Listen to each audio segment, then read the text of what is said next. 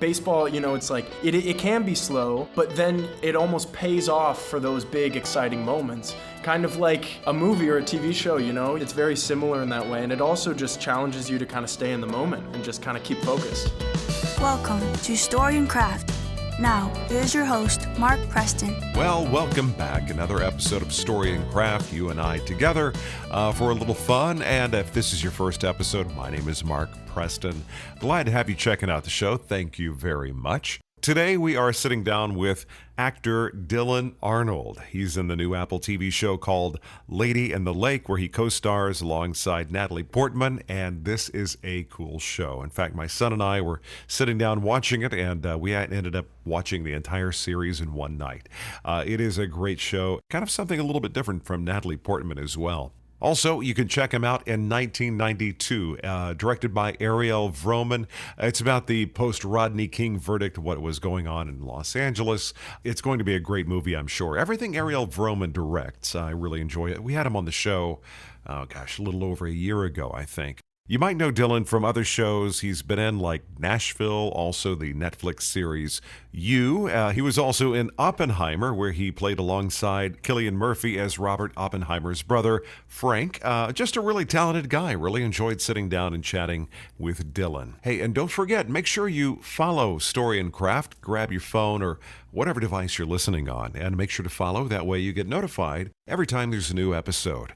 Also, make sure to drop a review, a few stars if you will. And you can check out everything about the show. Just go to storyandcraftpod.com. We'll tell you what, let's get after it. Today is Cillian Arnold Day, right here on Story and Craft. Where are you at today? I'm in New York City. We got the premiere for Lady in the Lake tonight, so I got in a couple days ago. So I've been seeing some friends and enjoying the city, enjoying the heat. But yeah, it's nice to be here. Yeah, it's about that time in New York. What about you? Where are you at? I'm at a small island off the South Texas coast called South Padre Island, about 35 miles from Mexico. Wow. So, yeah, when my youngest graduated from high school, I was like, where do I want to go? Let's see, back out to the West Coast, back to Dallas, where I'm from. Like, I'm going for the Jimmy Buffett lifestyle, so I can work from anywhere. Nice. this technology thing. That's beautiful. I know that's the one benefit of the pandemic, is that we are able to work from anywhere. Although I feel like I do miss the in-person aspect where you got to go places. Everyone's getting comfortable being online. Yeah, it's funny. I forgot who I was speaking with. We were talking about on-camera interviews, and I kind of pulled back from acting right before the pandemic, or right when because I didn't want to go in. Nobody was going in for auditions. Everybody was self-taping, but there is something kind of cool about being quote unquote in the room, with somebody. And absolutely. Do you live in New York, or are you just there for the premiere? I don't. I'm just here for the premiere. I'm seeing some friends. I'm gonna go out of town and go celebrate a friend's engagement while I'm here. So I'm able to make something of the trip. But I live in LA, so I've been there for about 8 years now, which is pretty wild. But New York is definitely a place that I could see myself living, though. Whereabouts are you from originally? I'm from Seattle area. So kind of West Coast. I think that when I was graduating college, there was kind of that discussion of go to New York or LA, and I felt like I had those roots on the West Coast, so I decided to give LA a shot. And I like it, but New York is definitely something that I want to experience more than just a trip for a week or two. Yeah, every time somebody says Seattle, you're a little young to remember this, but I immediately go to grunge. Oh, sure. Yeah. Are there still echoes of that around Seattle? Like, definitely. Yeah, definitely. I think there's that sort of feeling of that's the roots, so you do definitely feel that when you're there. Never had the pleasure of going there, but it's on the agenda. But, congrats, by the way, on Lady in the Lake. I was sitting down. My son is also my associate producer. We were sitting down, and he came in town from New Orleans, and we were watching it. And we were only going to go with one episode, or two, just kind of check it out, see what it's all about. We power watched the entire season yesterday, so great. It was, and I got to say, we'll get to a little bit, but the thing is, I got to be really careful of. I don't even want to discuss your character specifically because, or the nuances, because I think it's a fun dude to like To discover. Yeah. that's the word I was going to say, discover. I was like, Yeah. but we'll get to it in a moment. But now it's fresh on my mind. I got to ask, was there a discussion with the creative team, like this is who the character is, or was this a construction ground up? I didn't even know what to think about it, which I love characters like that. I was like, what is going on with this guy? Exactly. I can't get my head around it. And not only just your character, but the whole show was, I mean, we're talking not until the last episode did you, oh, this is what's going on. And Right. did you just kind of come up with this character, or do they have some specific notes for you? Well, I think that it's a combination of the two. You know, I got the audition, and there were some things that I guess I brought to the character in the initial audition that resonated with Alma, who, you know, directed and wrote some of the episodes.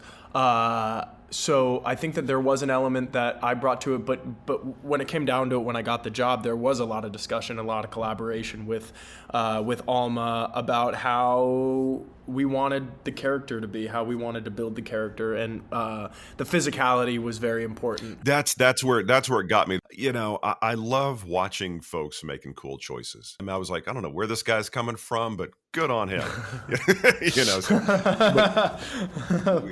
it was such a well executed show. Well, we'll talk about it in a moment, but it's one of those things that whenever somebody says, I don't want to give anything away, but anything that follows the word but, they're giving something away. So I want to be very careful. Right. No, absolutely. If nothing else, it's worth the watch just to go, what the hell is going on? And we're, you know, yeah. But it was fun. I really enjoyed it. But kind of going back, a little origin story. Now you're from Seattle. Now, did you come from a creative stock? I mean, your folks, or are you kind of the odd man out and you just kind of went in and did this thing? You know, my dad did theater in college, but that was kind of, you know, the end of his acting career. And my mom is a writer. So, you know, I definitely have some sort of that creative energy flowing in the family. But for me, I definitely found acting at a very early age. When I was in, you know, first or second grade, I really kind of found a home at the community theater where I'm from. Well, who encouraged that? Did you just have a friend that was involved, or did your parents say, hey, do you want to do this thing during the summer break? Or how did you even end up doing that? You know, I think it was so early on, but I think it was my parents' idea. I think that they saw that I was, you know, I was a very active kid. I had a very active imagination. I loved playing pretend, and I also had a very hard time sitting still in class. You know, I think that I had... Ditto. Yeah. So I had that kind of energy that needed to be tapped in some way, and I think my parents...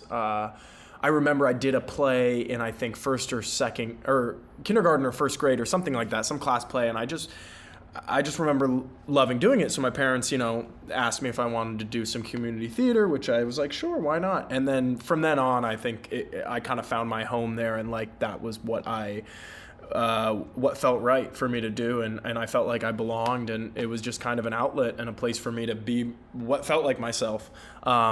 So I definitely think my parents encouraged it, and fortunately they were really supportive through the whole process, which I'm very, very thankful for. That's awesome. Yeah. So how did you what was the track like? Were you, I mean, it was something you were doing then, but like a lot of folks I talk to, that they're like, they never had the cognition of, I can earn a living doing this thing. So when you were growing up, was there something else on your mind, you know, job, career, school wise, or was this a bug that bit you like, okay, I want to see how far I can take this? I think it was more the latter, although I did love playing baseball as well. So when I was growing up, my two careers that I wanted to be were a professional baseball player or a professional actor, which, you know, two very difficult professions to get into. But are you a Mariners guy, or? I am a Mariners fan. And because I've lived in LA for 8 years, you know, I'm a Dodgers fan because it's my other hometown team. But no, I'm a Mariners fan growing up. Well, you're talking to a Texas Rangers guy here, so you know, I'm still basking in the glow, yeah. Of course, okay, and congratulations, you know. And of course, from living in LA, watching Corey Seager go to the Rangers, yeah. You guys got a great get with that guy. But no, yeah. So for me, I think that I all through middle school I was doing theater, and then I actually went to a summer camp in Idlewild, California, where they kind of did this acting for the camera class, and they also had a boarding school. And so, you know, when my parents picked me up from camp, I was like, I want to want to go to school here. They have a theater program, and fortunately I was able to do that. And that was probably kind of when it really clicked in, because they're really prepping you for college. They're really prepping you to audition, and then ultimately, I did these unified auditions for colleges, and then really once I went to North Carolina School of the Arts and I went to college for it, that's really when it was like, okay, this is what I'm doing this is what I'm choosing to do. Yeah, you found your tribe of weirdos you wanted to be with, which is exactly. I mean, but when you're a kid, especially adolescent, that's got to be such a cool experience. You said this was a boarding kind of a situation, so you're around people like that are kind of dialed in like you are, so that's right. That's got to be fun to find your tribe like that. You were doing the baseball thing. Were you playing in high school, or was this just Yeah, I played I played middle school. I played until my freshman year, but then when I went to arts boarding school, they didn't have a baseball team. So no sports teams there. But yeah, it was definitely, it was something I really enjoyed doing, but I think when it came down to it, I just liked acting more. I put more of my effort into it, and then I kind of fell away from baseball, because there were kids who were taking baseball as seriously as I was taking acting. Right. And then when it comes down to it, they're just every weekend they're going to the batting cages, they're doing all this stuff, and I just had more interest in working on the plays that I was doing. So it kind of just one came into focus more than the other. So this is kind of like year round. That's kind of cool. I thought it was more of like a seasonal thing, but it's like boarding school, Yeah, it's a school from, whenever. I haven't been out of school for a while. I guess, September until June or something. How cool it's is like that? so normal. Yeah, go home for the holidays, live in a dorm, and like you said, it was really exciting to kind of be in an environment that there were other like-minded people. There were also a lot of international students, because there was a film program, there was a music program, there was a dance program. So I was kind of surrounded by these really wonderful creatives early on, and I was also away from home starting my sophomore year of high school, which was a really big learning experience, and I feel like really helped me grow. Now, were you? Did you have siblings, or were you an only kid? No, I have an older brother who's 5.5 years older, and he makes video games. So he makes iPhone games, mobile games, and he was kind of. So we were very different growing up. He was much more of the business oriented. I was much more of the eccentric sort of.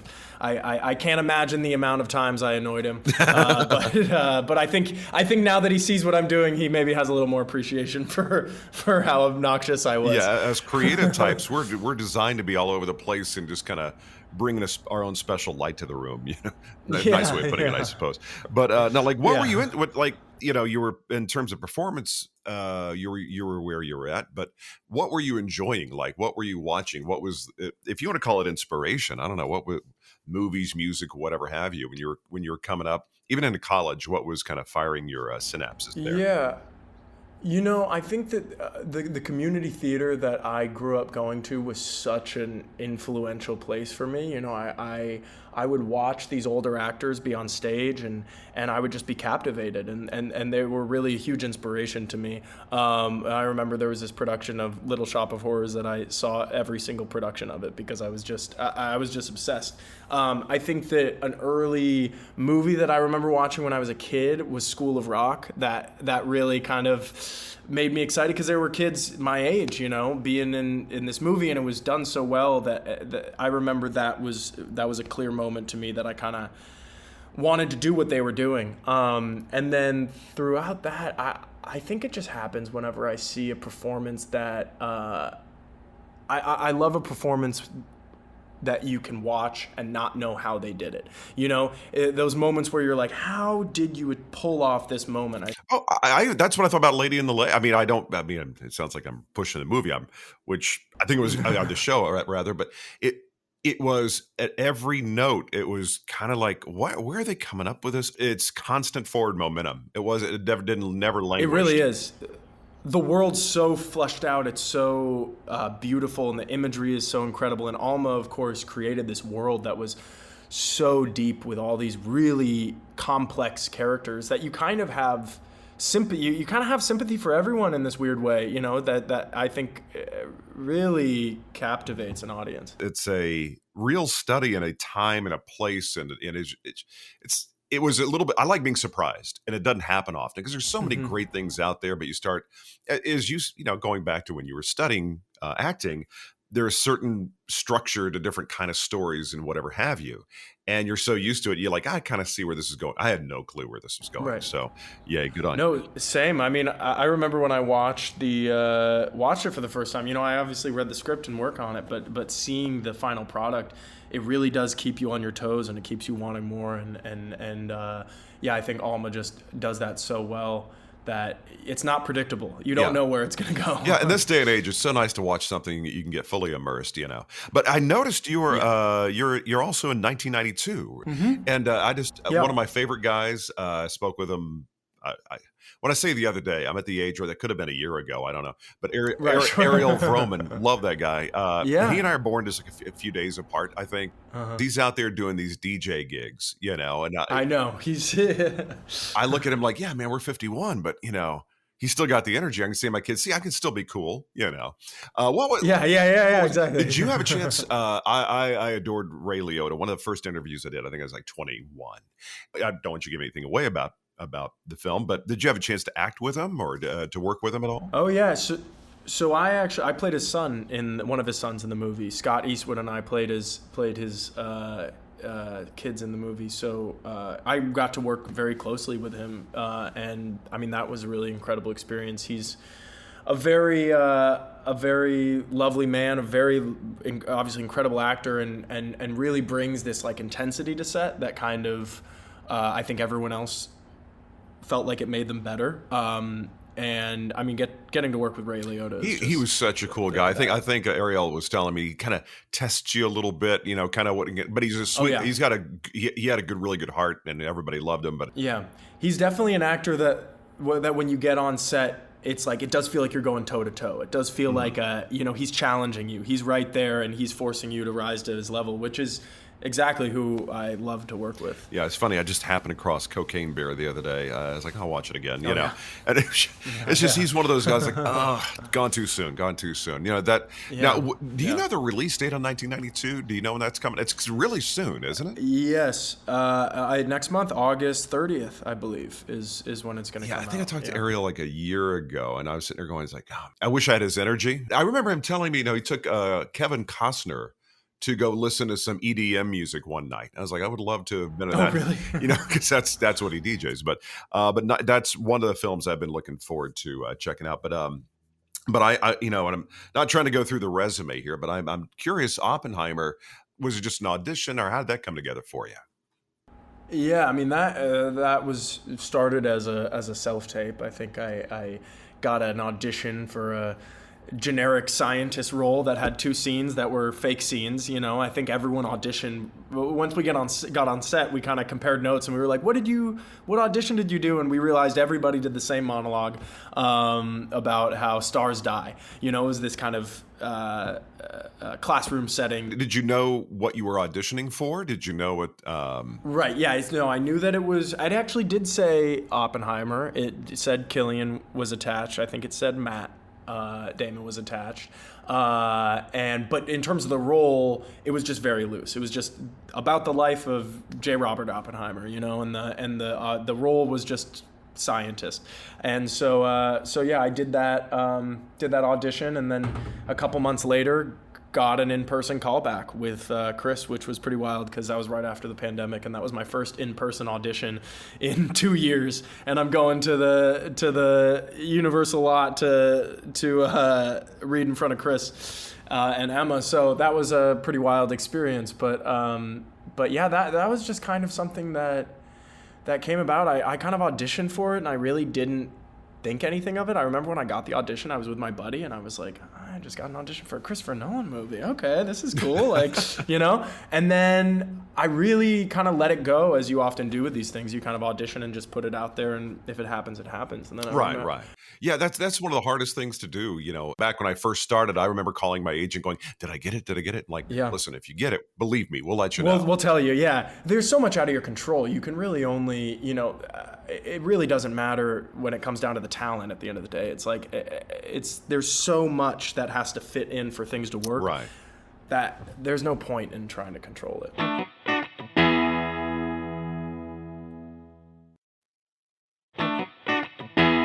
Christopher Nolan, his stuff, I can't half pay attention to, I can't be working on the computer and some things I can watch, and that thing, kind of like you're doing two things at once. You got to be focused, and then you have to watch it again, But one thing that surprised me, I think I've heard he actually is kind of a funny guy, which is that accurate? Or his disposition isn't, I would imagine he's a serious, analytical kind of, but what is it like working on set with him as far as kind of, for lack of a better way of putting it, directing style?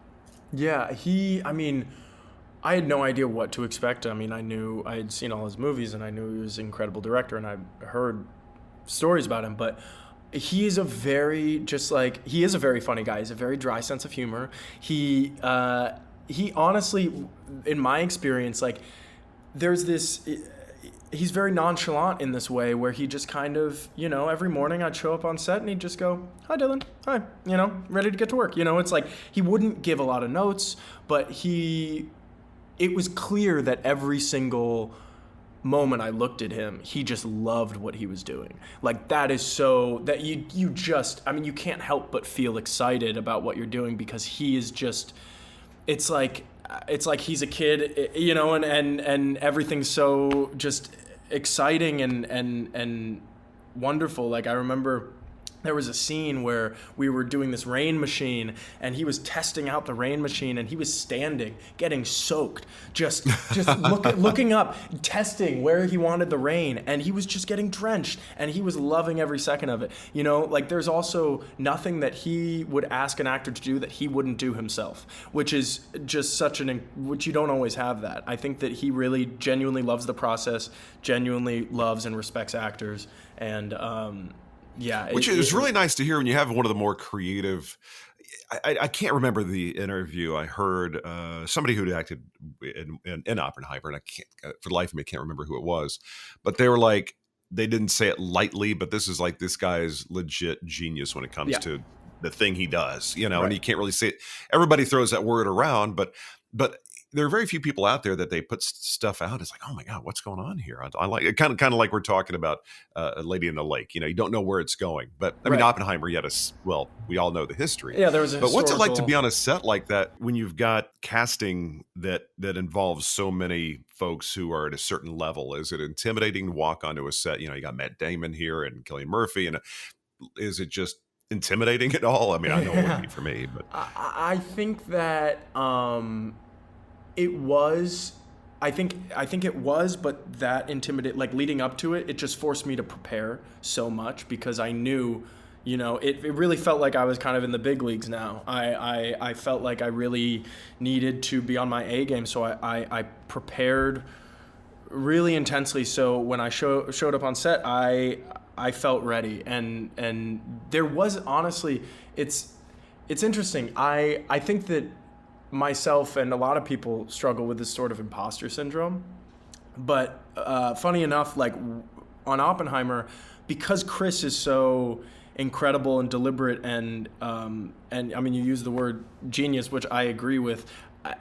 There was almost this like sense of ease because I was like, I trust him so much because he's clearly so incredible that if I'm here, he's kind of like carrying the weight, I guess. Right? Yeah. If he says good, moving on, I gotta trust that it was good and we can move on. You know what I mean? Where some directors you work with and you're like, do they know what they want? Is that? And then you start second guessing yourself. So I actually think that. Or they say, oh, what do you think? Or you want to give another? Yeah, exactly. And it's like, I don't know. Or I have directors that I've worked with that I do a couple takes and they're not giving any notes, and I walk up and I say, hey, is there anything that you want to try? Is there anything I can do differently? And they'll be like, you know what? Yeah, on second thought, yeah, try this.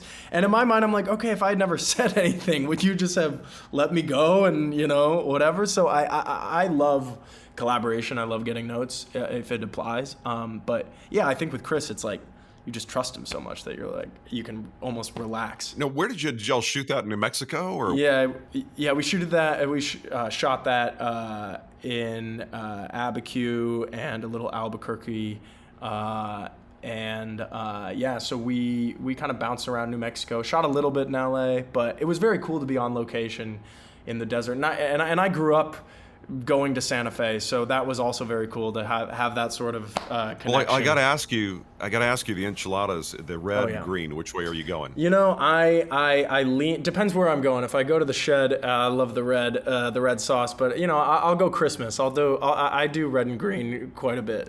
Best of both worlds. I always end up talking about food at some point in time. I'm sitting going, damn, that sounds good right now. Well, then again, I'm 35 miles from Mexico, so maybe right. I'll we got good stuff here. But but the diversity of the stuff you've been up to, is there any kind of preference in the kind of projects you'd like to do, or genre, if you will? I just love. I honestly love everything that I've done. I love the variety that this career offers. I love that nothing is the same. I think whether it's a different character or a different director or whatever, I think that there's new things that you can explore and experience with each thing. I kind of I really want to gravitate towards things that scare me, and when I read it, I'm like, I don't know how I'm going to do this, because I think that when I'm too comfortable, I'm not making interesting choices. But if I'm uncomfortable, then it forces me to kind of get in a different pocket, if you will. So I just want to challenge myself. I would love to work with different people. I will say I've done episodic stuff. I've never done multiple seasons of a television show playing the same character. I think that would be really interesting to kind of have that sort of growth over the multiple years, exploring the same character and how they develop. I always thought that was interesting, because film is director's medium, where TV is a writer's medium. Right. So if you've been doing something for a number of years as a character, you've already built this person. So they cycle in different directors, but It's like you have ownership. I can see where that would be very cool. And I always wonder how people navigate that with a director they disagree with. It's like, no, I know who I am, and that kind of I've thing. thought about that, because directors come in with their ideas, but you're like, no, I've spent the last few years with this character. So there is this sort of push and pull, I imagine, where it's like you go with their vision, but they got to trust you because you've been there every day. When you do get some off time, and I mean, you've been working, consistently doing awesome stuff, but when you do get a break, like, what are you up to? Well, how do you like to spend your time? Last year I joined a baseball league in LA. I kind of was... Is it a hardball league? Yeah. Fast pitch, wood bat baseball league. I actually am in two. It's really a nice outlet in my downtime. So that's been really fun to rediscover that, because I hadn't played for over a decade. And so, is this something really competitive, or is this a lot of guys getting out with their igloo coolers and beer on a Sunday, or is this something which guys are like really into? In one of the leagues, it's very chill, very fun. It's a co-ed league, but then the other one, that's kind of the intense. People are really coming to play. And they're both fun in their own right. I think it's a good balance. But yeah, what position are you playing though? I'm playing second base, shortstop. I pitch in one of the leagues. I play a little outfield. I basically do I don't catch. You're a utility guy. Yeah, I don't catch. I don't play first base. I will play third base if someone asks me to, but they call it the hot corner for a reason. It is an intimidating position to play. But I think it's honestly a nice outlet, because to work towards a goal with a team, it feels similar to being on set, but in a different way, and being able to battle within myself of the sort of, going into a game, and if you're nervous, if you want to play well, how to quiet that. And I think it translates to acting, because I think there are moments that there are very high pressure situations in both acting and baseball, and I think figuring out how to calm your nerves and just approach it, one moment at a time, one pitch at a time is a really fun challenge. Yeah, some people say baseball is too slow, but I enjoy the ebb and flow of it.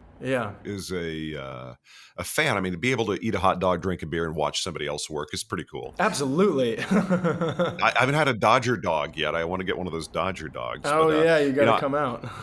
It feels like a really good baseball. It's like it can be slow, but then it almost pays off for those big exciting moments. Kind of like a movie or a TV show. You kind of get into a lull, and then there's those moments, you know. I feel like it's very similar in that way, and it also just challenges you to kind of stay in the moment and just kind of keep focused. But who was your guy growing up? Like, who was a player that you were like, he's the one I want signing my baseball cards? And Edgar Martinez was my favorite player growing up. I remember one of the first Mariners games I went to, I got a during batting practice, I got a ball hit by him. That was very exciting. Really? But, yeah. But I think Edgar Martinez was probably my guy. I loved Jamie Moyer. I love that whole old Mariners team. There's kind of this, and I talk about this with other people who grew up watching sports. There is this special place in your heart that you will always have for the guys that you watch growing up. You know, it's I love watching the guys now, obviously, but yeah, growing up, there's this nostalgia and there's this sort of thing that you would look up to them. So I think especially the stadium, plus the original stadium. Oh, that you yeah. went to, like the Rangers have had that. I love the new stadium they've got. It's amazing. It's retractable, all the stuff that you want the real contemporary stadium to have. Right. But I like the previous one they had. It was about 20 years old. It felt like an classic outdoor baseball stadium. But my guy was Nolan Ryan. Oh, awesome. I mean, what a guy to have. Oh God, when I was 17, when I was 18, I was working at a radio station in Dallas, and I was abusing my press passes. I'll admit it. I think statute of limitations has passed. I think you're probably not the only one. But yeah, I brought my best friend with me, and we went to the locker room, and Nolan Ryan, buck naked, is coming out of the shower. Yeah. And we've got our little commemorative baseball bats they gave out that day. And we're like, I'm like, dude, I'm not going to have this chance again. So he's sitting there, in a towel now, and I'm asking him to sign my bat. I was just like, giddy, like I was like, 6 or something. But yeah, it was very cool. But no, that's a lot of fun. You still have it, I imagine. You still have the bat? Yeah, of course. Yeah, we just moved in a little while ago, and I'm trying to figure out where I'm going to hang it. I got 2 bats. One, the team I was the announcer for. It was a good group of guys, and they all signed a bat for me the last game. So I got this cool black wood bat with all their signatures on it. So I have them hanging next to each other, which is, kind of, I don't know where I'm going to hang it now in my new place because it doesn't really fit the tropical vibe we got going on. Right. Here, so. You'll find a spot. Now, when you're doing your thing, are you preferring to work around LA, or you said you like going out on location, you like traveling? And I'm curious, kind of as a second part of that question, is where did they shoot Lady in the Lake? So yeah, we shot Lady in the Lake in Baltimore, and that's where it takes place. And yeah, I mean, I think that's a really wonderful part about this career, is that it does take you places. It allows you to travel. Like, I remember we shot part of 1992 in Bulgaria. Believe it or not. So yeah. Well, Ariel didn't tell me that. Yeah, I don't know if it's a secret. Probably not. yeah. But that's cool though. Yeah, we got to go out to Bulgaria for some of that, which was wild. I would never have gone there on my own, probably. So I think that's a really wonderful part about this, is that you get to see new places. And it also, I feel like it, especially when you're on location where the story takes place, like when we were shooting Lady in the Lake in Baltimore, it kind of just invigorates you, and it just makes everything feel alive when you're actually there and you're on location, you're in the environment. Yeah, because it has the history of like the racial tension and all that stuff. Absolutely. Yeah. If I was a younger man, I would love to travel to do different stuff, Oh yeah, and I want to travel more. I feel like that's something that I can incorporate more in my life. But speaking of what you were saying about working in LA, I think like when I was filming, I filmed the 3rd season of You, and that filmed in LA, and that's where I was living. So that was also very cool to be able to go back to my own house and kind of have that sort of job in where I lived. That was also really wonderful. So I feel like if I'm lucky, I'll have a combination of all of it. One of the things, go back to Lady in the Lake, you and Natalie Portman had this interesting, I really liked who she did, kind of the character she created. It was different than anything else she's ever done, which I thought was cool. But experience like working just generally with her, because y'all had some really cool interactions at different levels at different times. Yeah, I mean, the relationship between the two characters is, like you said, it's very complex, very interesting. I think, 2 of them are seeing very different sides of each other, and thinking that it's one thing when maybe it's another thing. That's as vague as I'll be.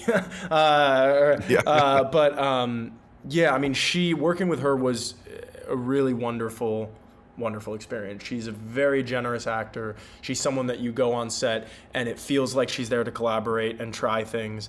And, you feel safe. You feel safe to explore. And like, I didn't feel intimidated because she didn't make herself intimidating. She was just such a sweet, genuinely nice person and clearly loves what she does so much. And so I think she has such a memorable laugh too. Yeah, she does. But I mean, we figure she's been doing this for so long. I mean, The Professional, how can you be a younger actor and watch A Professional going, where did she come right? from? How can she be this little kid who's never done this before and just like... And you almost forget that she's been in the industry for so long because she's so down to earth. It's like you're like, oh wow, she's been doing this since she was 12. My kids grew up with her being, Luke Skywalker's mom. Of course, Padme. Just kind of go back. What were the first things you were working on professionally? Now, after college, when did you start feeling the momentum? Like, when was it taking off for you?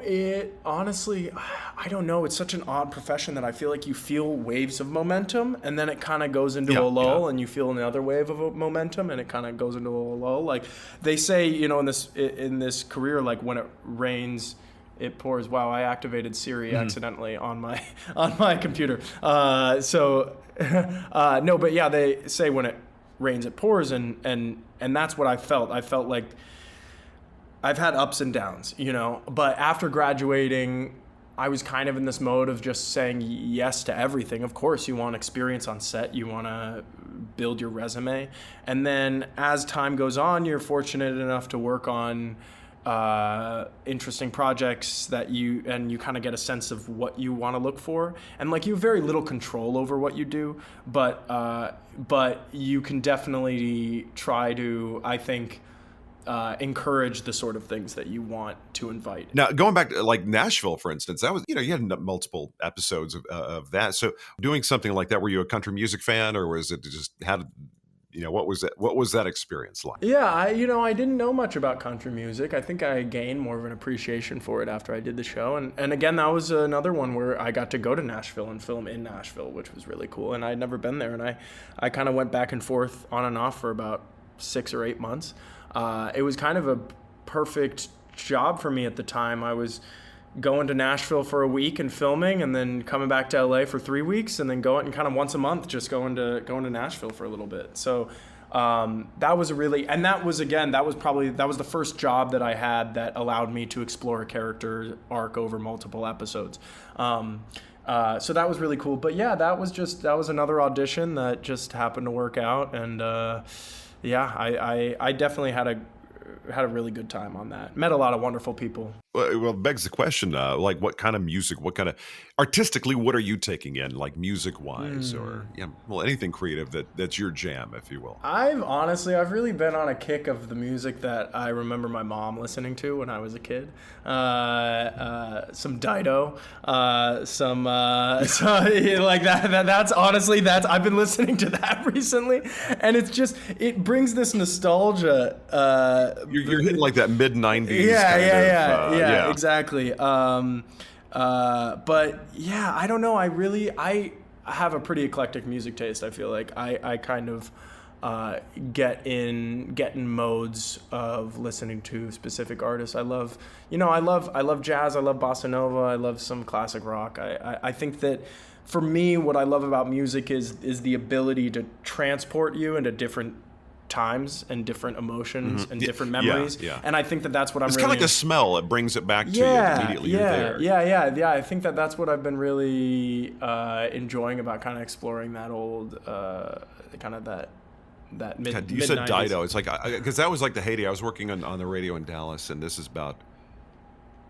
I was there till like 98, I think. And that was like right there. Like you had Duncan Sheik. That was another big one. Like your mom probably was like, and Joni Mitchell. I haven't heard. Joni Mitchell's another big one. Okay. Yeah. Was it one of those things like as a kid, you're always riding in the car with her, she's playing her music? Is that kind of what keyed you into the stuff your mom was listening to? Or I think probably. I think it made an impact on me without knowing it. And again, like I think I had forgotten about all that kind of music. And then when I had heard it recently in the last few months, it was a pretty profound experience of just listening to it and just almost being ripped out of this reality and thrown into the previous one. And I was like, that's isn't that crazy. Crazy how that works? So I've been kind of searching for that a little more, and inviting that into my life, that nostalgia. Somehow I was cruising through the channels, and my kids, my oldest is 21, and she was. They always watch Disney, Wizards of Waverly Place and all that kind of stuff.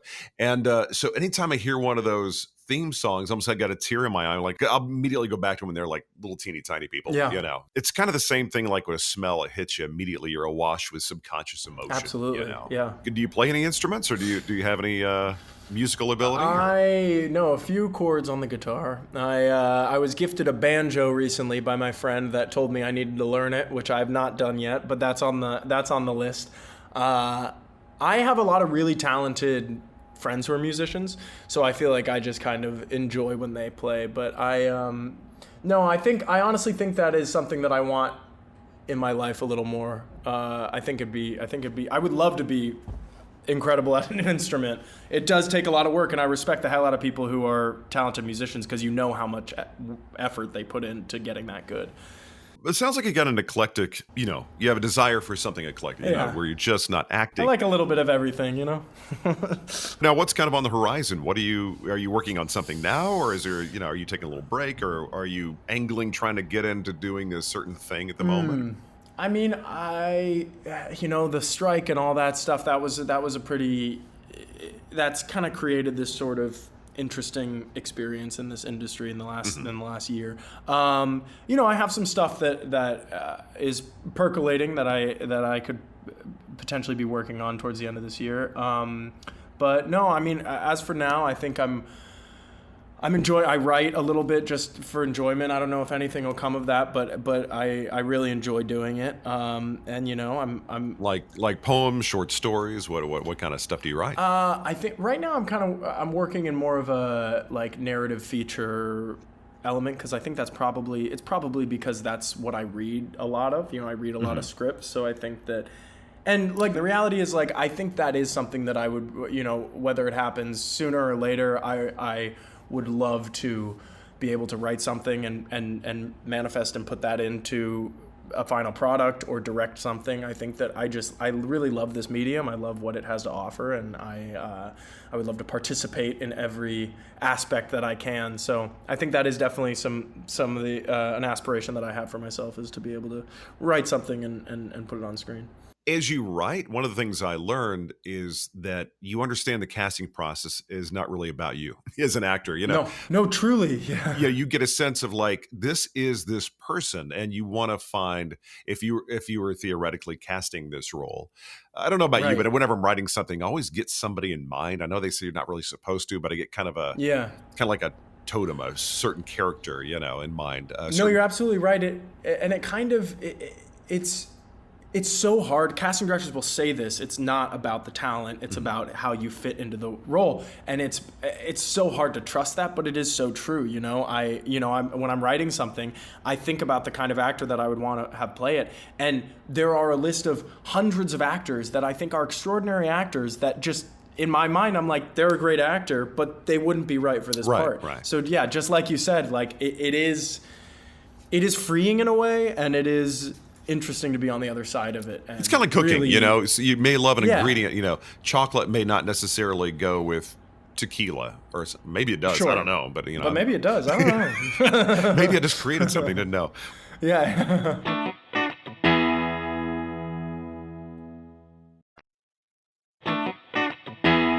Well, so it is. We kind of head towards wrapping up here. I guess I might call the 7 questions. I always like to kind of throw in on the backside, a little fun. Told you we're going to talk about food. So first question is always, what is your favorite comfort food?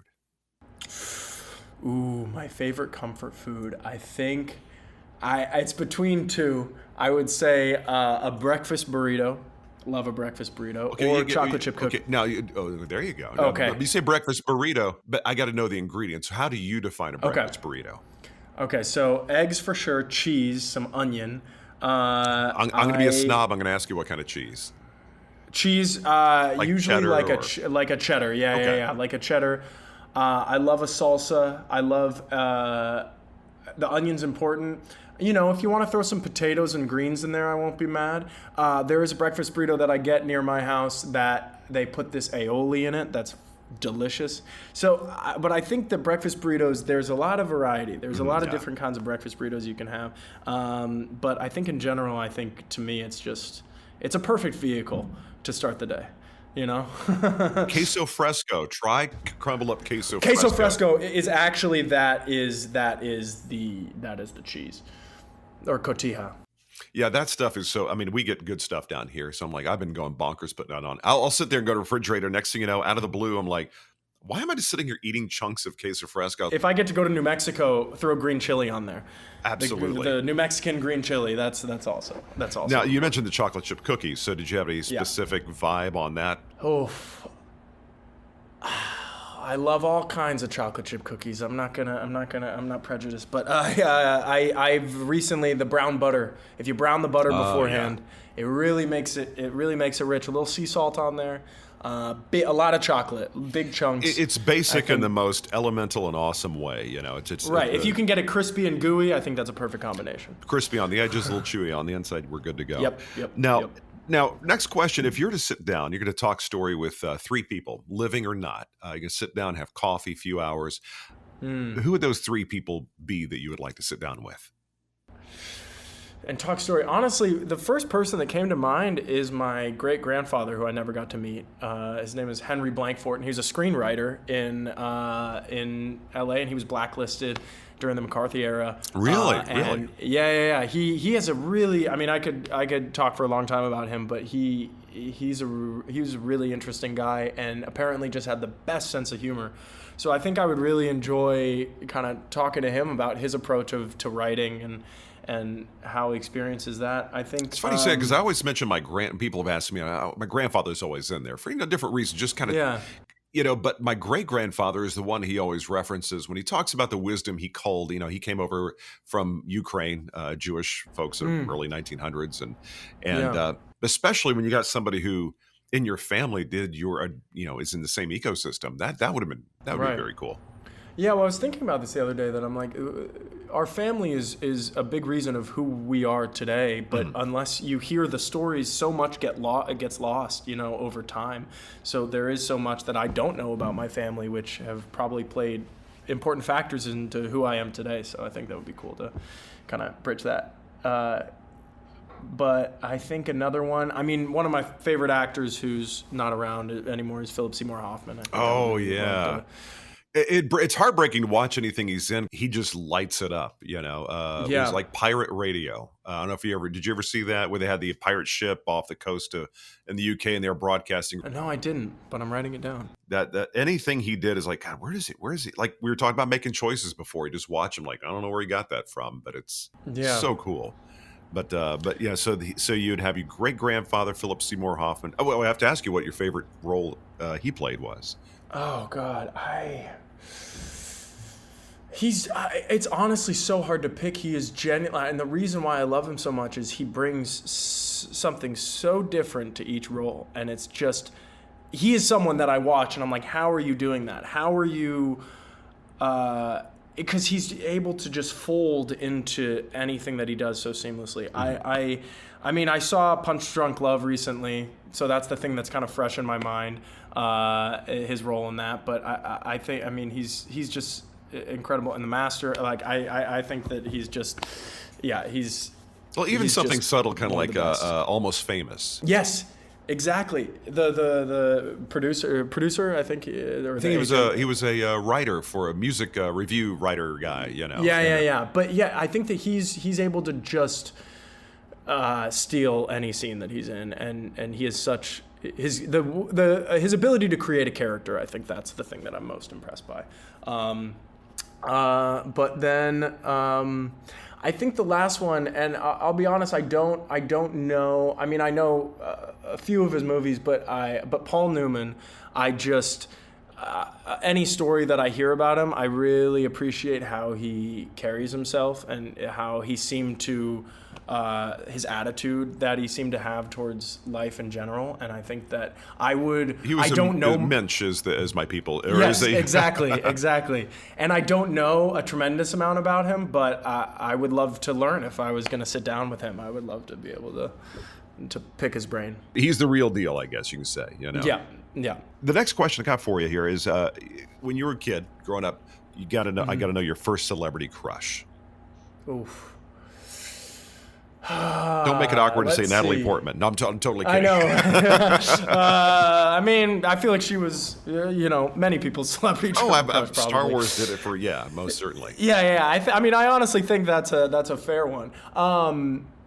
I think probably that, or Emma Watson in Harry Potter. I think when I was a kid, Hermione was another big one for me. You're kind of right in that sweet spot of age where that was an influential, a big thing. Yeah, it was actually interesting because my brother is, although older than me, the way it worked out is he grew up with the books, so he was basically the age that Harry was when the books came out, and I was the age that Harry was when the movies came out. Right. So we kind of had this sort of relationship with how the series was being released and how we felt like we grew with it. You ever seen the movie This Is the End with Seth Yes. Rogen and somebody says, Hermione stabbed me or something like she showed up and she was shot somebody or killed. I forgot exactly what. Yeah. I thought that was funny. Yeah. Now the next question I got for you: if you're going to go live on an exotic island, somewhere you want to be, somewhere nice, whole year you're going to be there, but you don't have internet. So if you want to listen to music, you got to bring an album, and if you want to watch a movie, you got to bring a DVD. You got to go OG. What would that album be, and what would that DVD? What would the music and what would the movie be? Oh man, that is a tough question. Okay.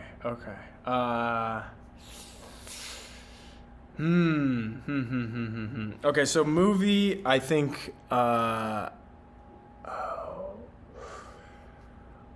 Oh my God, that is it's almost impossible for me to answer. Well, if there's like a trilogy, let's say, or if there's like a series. Yeah. Okay. So if I can bring a trilogy, I'm bringing Lord of the Rings. I'm bringing all 3 Lord of the Rings movies.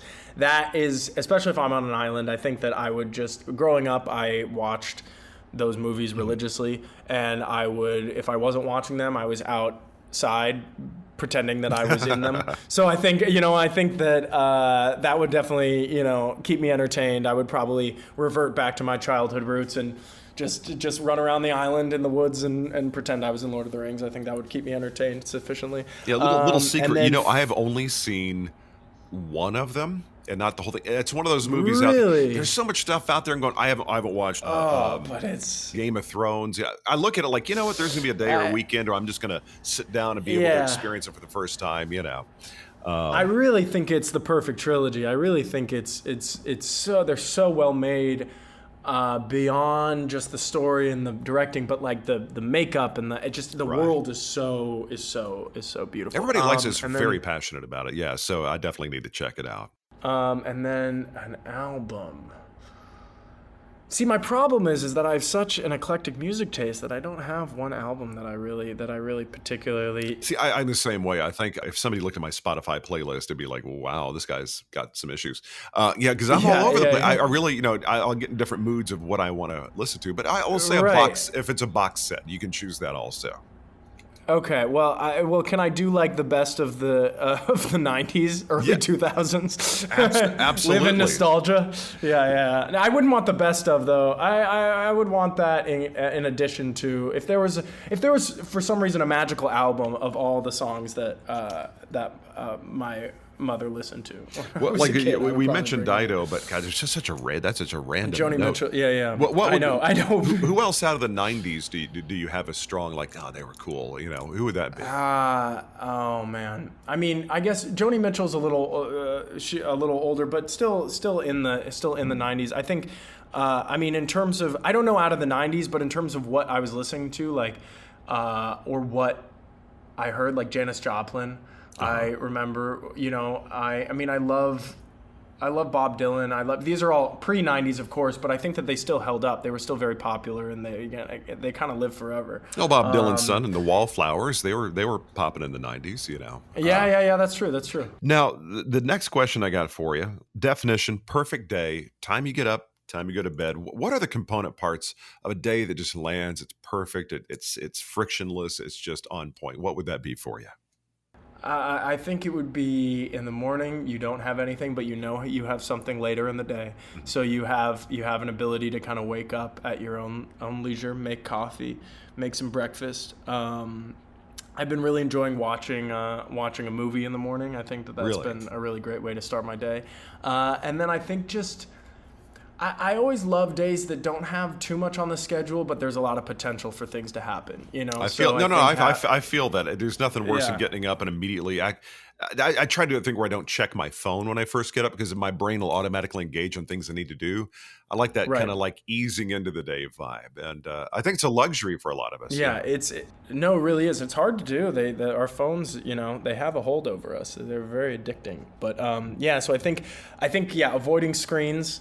Unless I'm watching a movie, and I think just spending time with friends. I think just being able to go places, go eat. I love eating. I'd love to go to a restaurant that I hadn't been to before, and then maybe go to a friend's house in the evening and just hang out. I think I'm a very simple guy. No. That's there's a zen to that. No, I'm like LA. I have all these great restaurants, but it's always for me at least a couple stops at Cantor's Deli every time I'm in town. So of course, that's just. I got to get there. But last couple questions. If you weren't doing this for a vocation, what else could you find yourself doing? What else would you be doing that would bring you joy? Well, I'm not gonna say baseball because that's very difficult. I'm not sure I'd be a professional baseball player even if I tried. I don't know. I something in the field of psychology, I think, would be really interesting. I mean, that's kind of in line for an actor. I don't know. Like, I think that there are so many interesting things that I could dive into, and it's like maybe something in psychology. But fortunately, I haven't really thought about what else I would do. Well, that's good. Then you're doing the right thing, right? Yeah. They say if you can imagine yourself doing anything else, then maybe acting is not. You probably shouldn't be doing it. Yeah. But the last question I got: if you could jump into that DeLorean and go back in time, 16 years old, there's a piece of advice or guidance you want to give yourself, either to make something in that moment easier for you, better, or maybe just put you on a track. I mean, just what piece of advice would you like to give yourself at 16? I would probably say don't try to fit into the mold that you think everyone else wants you to be. I would probably say,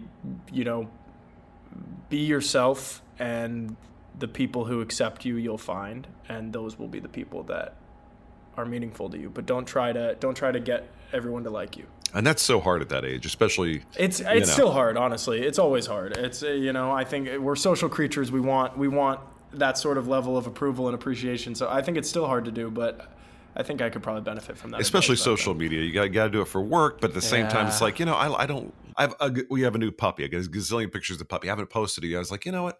I'm just kind of enjoying it. Like, I find myself videotaping and taking less pictures, just sitting there watching, just enjoying. Yeah, taking in the moment. Dylan, thanks so much for taking time out with me today. This was fantastic. Love your work. Love checking you out. Looking forward to whatever else you're up to next. But now I'm going to go rewatch Lady in the Lake to kind of catch all those things I missed the first go around. But Definitely, it definitely requires a second watch.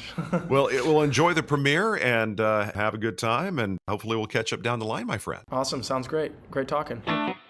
Okay, there you go. Dylan Arnold. Enjoyed this chat. Really talented guy. Highly recommend you check out the new show, Lady in the Lake. It's on Apple TV. His scenes with Natalie Portman are just spot on. Also, 1992, that's going to be coming out soon. Ariel Vroman directed it, and anything Ariel does, I'm just a big fan, and had him on the show a little while back, and he told me about making 1992, so I think it's going to be just a cool movie to check out. All right, that's it for today. I'm going to go get back into puppy time. You probably heard me a couple episodes ago mention we have a golden retriever puppy who is now, I believe he's 13 weeks old. Little tornado, a lot of fun, a golden retriever who definitely has a mind of his own. So I am recording right now while he is napping. Because let's say it's a challenging recording environment with him zooming around the house.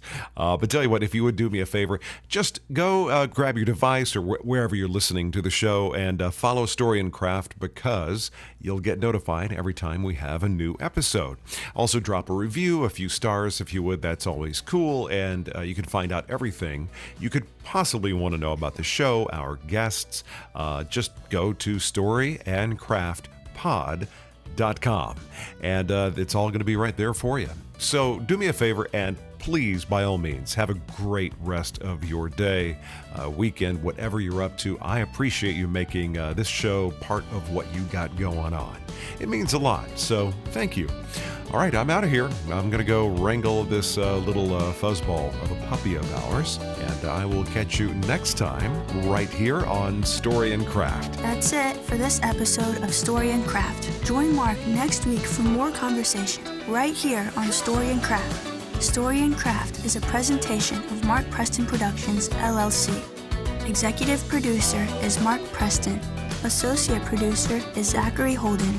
Please rate and review Story and Craft on Apple Podcasts. Don't forget to subscribe to the show on Apple Podcasts, Spotify, or your favorite podcast app. You can subscribe to show updates and stay in the know. Just head to storyandcraftpod.com and sign up for the newsletter. I'm Emma Dillon. See you next time, and remember, keep telling your story. Come on.